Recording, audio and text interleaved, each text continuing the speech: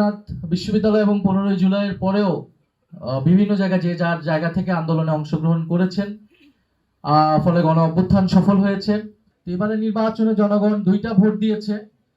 একটার ফসল হিসেবে সরকার গঠিত হয়েছে, কিন্তু আরেকটার ফসল ছিল গণভোট। সেই গণভোটের গণরায় এখনো বাস্তবায়ন হয়নি।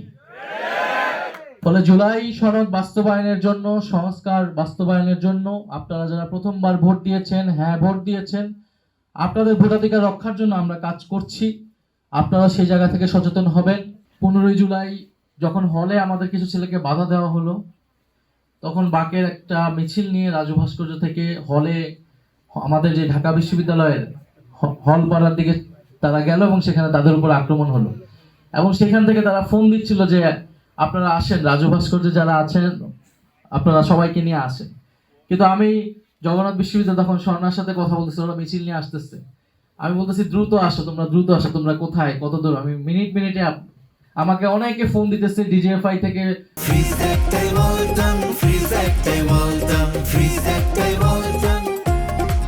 পুলিশ থেকে, অনেক ছাত্র সংগঠন থেকে ফোন দিতেছে যে আপনারা 3টা বাজে ছাত্রলীগ আসবে, আপনারা রাজু ভাস্কর্য ছেড়ে দেন, আপনারা প্রোগ্রাম শেষ করে ফেলেন, আপনারা এই প্রোগ্রাম আর বৃদ্ধি করেন না। কিন্তু আমাদের ইয়ে ছিল যে সেদিন অবশ্যই হল পাড়াকে মুক্ত করতে হবে, ছাত্রলীগের বিরুদ্ধে সেদিন দাঁড়াতে হবে।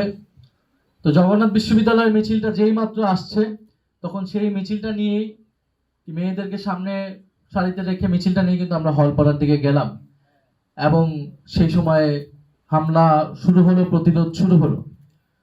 ফলে জগন্নাথ বিশ্ববিদ্যালয় এবং 15ই জুলাইয়ের পরেও বিভিন্ন জায়গায় যে যার জায়গা থেকে আন্দোলনে অংশগ্রহণ করেছেন, ফলে গণ অভ্যুত্থান সফল হয়েছে।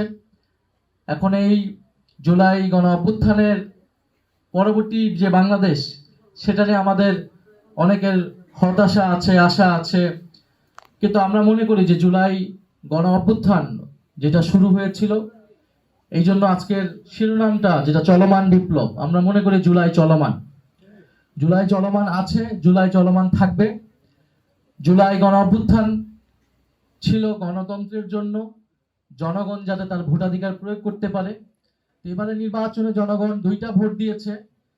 একটার ফসল হিসেবে সরকার গঠিত হয়েছে, কিন্তু আরেকটার ফসল ছিল গণভোট। সেই গণভোটের গণরায় এখনো বাস্তবায়ন হয়নি। ফলে জুলাই সনদ বাস্তবায়নের জন্য, সংস্কার বাস্তবায়নের জন্য আপনারা যারা প্রথমবার ভোট দিয়েছেন, হ্যাঁ ভোট দিয়েছেন, আপনাদের ভোটাধিকার রক্ষার জন্য আমরা কাজ করছি। আপনারা সেই জায়গা থেকে সচেতন হবেন। জুলাই গণ অভ্যুত্থান ছিল যাতে আমরা একটা স্বাধীন, সার্বভৌম পররাষ্ট্রনীতি তৈরি করতে পারি। আমাদের সীমান্তে যাতে কোনো হত্যাকাণ্ড না হয়, আমাদের সীমান্তে কোনো যেন অবৈধ পুষ্টি না হয়, আমরা যাতে আমাদের নদীর পানির ন্যায্য হিস্সা আমরা আদায় করতে পারি। ফলে আমরা কারো আধিপত্য মেনে নিব না, আমরা ভারতের আধিপত্য মেনে নিব না, আমেরিকার আধিপত্য মেনে নিব না। বাংলাদেশ স্বাধীন, সার্বভৌমভাবে পররাষ্ট্রনীতি করবে।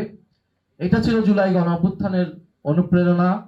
জুলাই গণ অভ্যুত্থান ছিল বৈষম্য বিরোধী ছাত্র আন্দোলন, অর্থাৎ সমাজের যে অর্থনৈতিক বৈষম্য, তরুণদের কর্মসংস্থান। বিশ্ববিদ্যালয়কে অবশ্যই, রাষ্ট্র এবং বিশ্ববিদ্যালয়কে তরুণদের কর্মসংস্থান নিশ্চিত করতে হবে। এবং এই সরকার বলেছে তারা 1 কোটি কর্মসংস্থান নিশ্চিত করবে 18 মাসে। আমরা দিন গুনছি, 5 মাস গিয়েছে। ফলে আমরা খুশি হব যদি তারা এটাতে সফল হয়, কারণ তরুণদের কর্মসংস্থান একটা বড় জায়গা ছিল এই গণ অভ্যুত্থানে সংগঠিত হওয়ার পিছনে তরুণদের।